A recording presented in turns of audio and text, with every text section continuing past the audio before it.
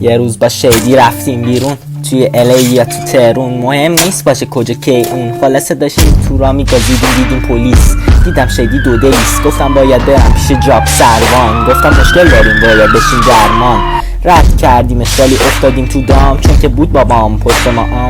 ولی در رفتیم نفهمید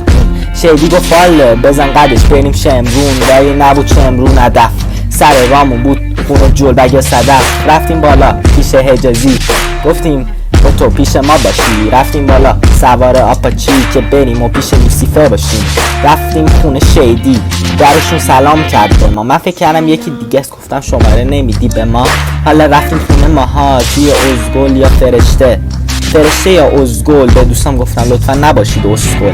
بعدش تموم شد تفریحمون با هم گوشمو برداشتم ما همو پینگش، یهو دیدم نیست سینا جاش اومده دوستم اینا، سلام